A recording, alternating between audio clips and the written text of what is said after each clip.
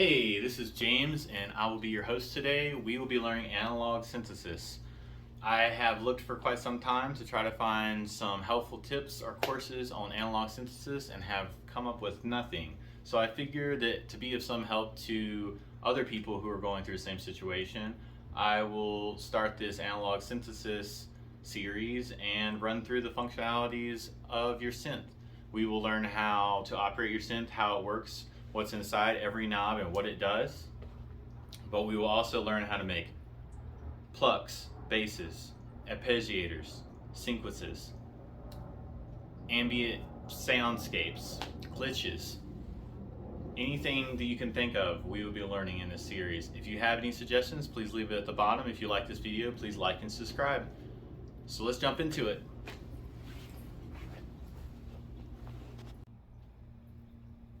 Hey, so full disclosure on all of this is my first trying to actually make a YouTube video. So I'm probably gonna be moving stuff around a little bit during it and adjusting some stuff. But if you're here for the information and not the quality of the video, I promise you will get what you want. So this is kind of an overview of what a synthesizer is. Basically, it's the routing from all the stuff to the end product. So synthesizer usually starts out, you may only have one oscillator on your synth, you may have more, it depends on the synth you have. I would definitely suggest that you read through your manual multiple times, maybe watch some videos, watch this video a couple times so that you can kind of get sense of what's going on inside your synthesizer or inside your computer's soft synthesizer. So the first thing that's happening is we're generating a wave. This is just a normal pulse wave. I have it on initialize sound. That pulse wave, which is this sound, goes to these filters, which aren't really being used right now. It's just a raw form sound, which can go into this digital former, which a lot of synths may not have, but if you don't, it's not a big deal. Then you'll go to your amp.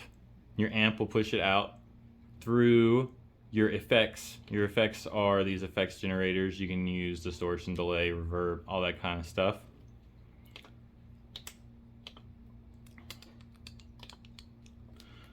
But it's basically just a modulation of a sound wave. Your sound wave, whatever it is, stays in unison and makes the same sound constantly. Some of them differ in sounds depending on what kind of synthesizer you have.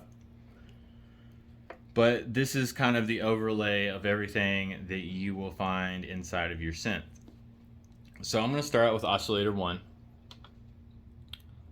And we're going to just use a waveform because that's what you will find on your synths. Most of these analog synths run off of waveforms. Usually you can have a sawtooth, a sine wave, a triangle, a square, and usually only comes with one noise. Some come with two. So once you find a sound you like, you can also work this sound wave to sound differently depending on what kind of sound you're trying to make. I will say that sawtooths are used a lot for leads. Sine waves are used a lot for low end like basses, sub basses, etc. You can use them for kicks, snares, other stuff like that. A triangle is a lot of times used, as a lead too. It can be used as a pad. A lot of people use them as pads. A square wave can be used as a lot of things. People use them as basses, leads, pads, so they can kind of be a multi-purpose sound wave. The noise itself is pretty constant, just a static sound, but you'd be amazed at adding this sound to other sounds and what you can combine to make like a snare drum, for instance. So now that we've gone over the oscillator, let me pick something that's not a sound wave of just noise. This is a sine wave.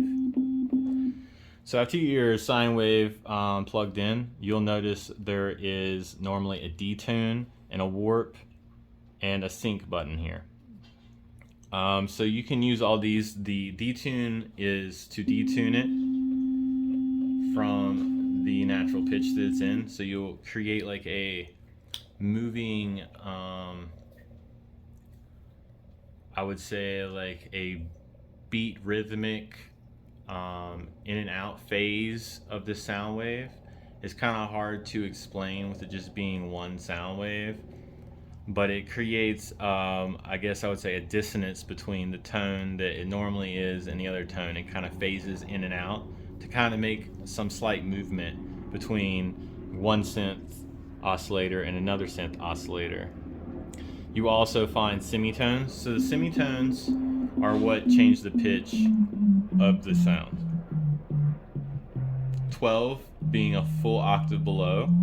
You can do a seventh, a fifth, a sixth, but usually people do 12s and 24s. You may find use for the fifth, sixth, and sevenths. You get more into music theory, you start understanding why you would need those within the signal line. You can fine pitch change these. So it's a little off too, so it creates a little bit more of that banging, moving sound when it's coupled with another oscillator. You can pan it to left or right. This one has oscillator destination, so you can send it to different places within the synth. Some places do not have that. This also has the pitch range at the bottom, so you can change, which most of them do on each oscillator. You can decide what range you want the pitch bends on your keyboard, which I did not have set out to show you, but it's the little thing on the keyboard. It's not the model. It changes how high your pitch is. You can have different pitch ranges for your first, second, third oscillator. So if you want one to go up 12 notes, you can have one go up 12 notes, one go up 6 notes, one go up 6 notes, or you can have, like one go up a seventh. And so that way, like, they all kind of cut off at a different pitch range. It creates like a very textured sound to your oscillators. So now that we're on this, let's just go ahead and move to filters next. So most amps usually only have one filter. You can see the actual note on this one has a oscillograph. So when you change the cutoff, it changes the shape. The oscillator is kind of pushing up the end of the envelope to give you that wah wah, or that feedback sound.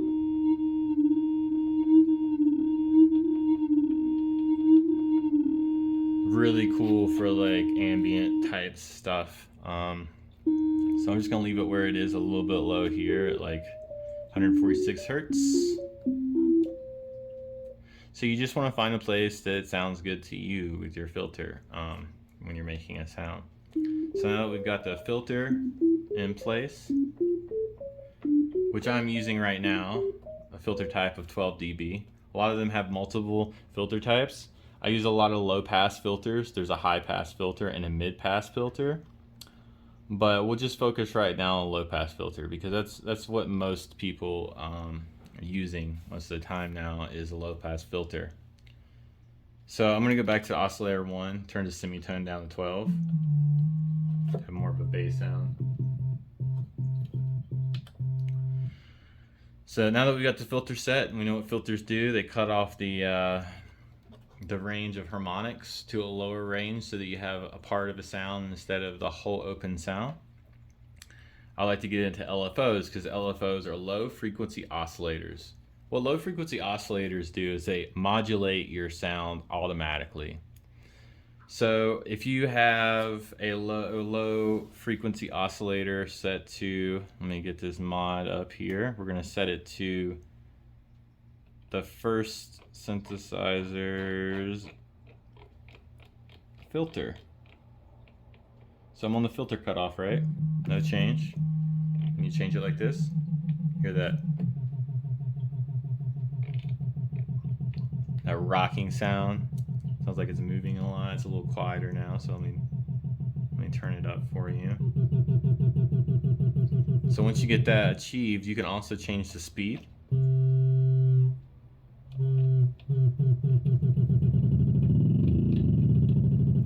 And a lot of synths give you the ability, which is really fucking cool, to sync your speed to whatever beats per minute you're using on your track.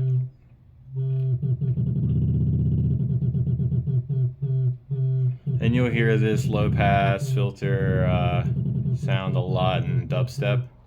You can also change the shape of your low frequency filter so that it sounds different.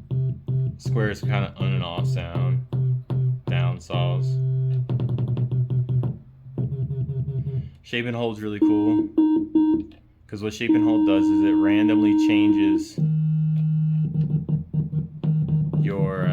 your filter to different variables so that the sound is never the same and it always comes back to be something different.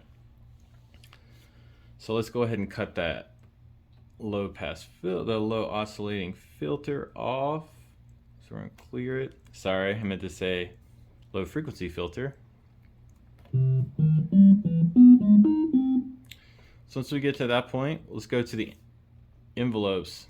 So the envelopes are generally how long your sound lasts. So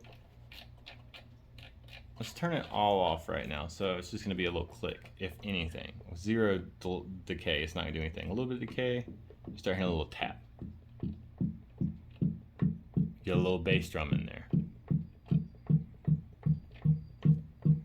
The more delay you put on, the more it starts making like a pluck sound.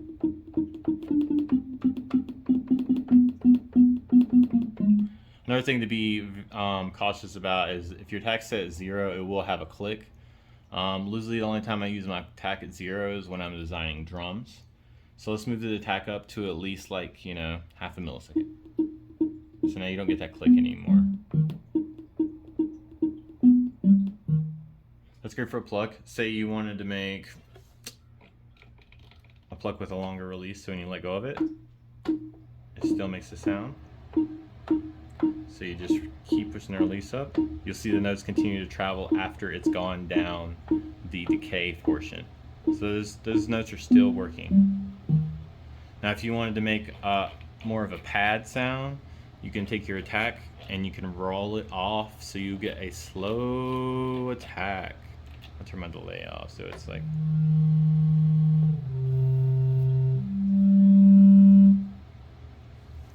But regardless, all these things are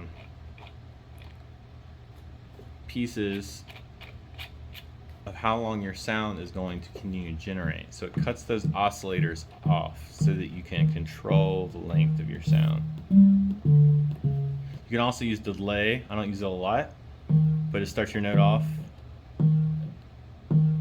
at a later time. Good for if you're using multiple layers and you want to make some double plucks, or if you wanted to make some offsetting ambient sounds. It's always good for that kind of stuff. So now we're going to go into the filter. So the filter one does the exact same thing that the other one does, but it's controlling if your filter is working or not. So when you have nothing on, it's just a pure oscillator without a filter. And the more you turn it on, the more your filter becomes effective.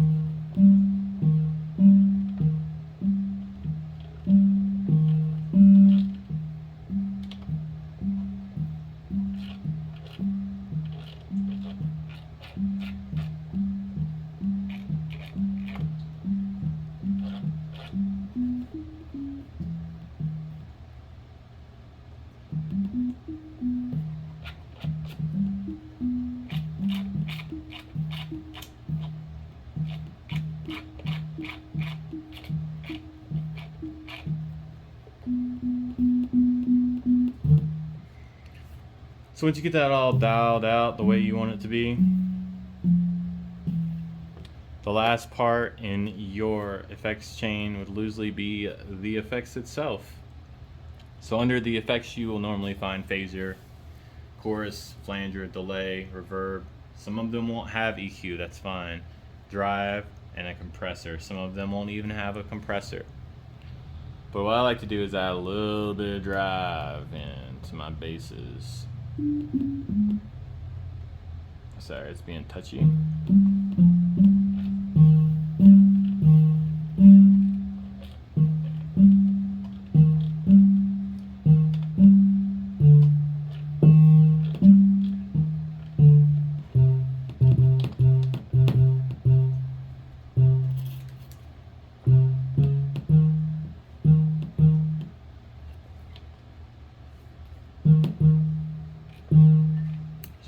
pushes up that low end a little bit.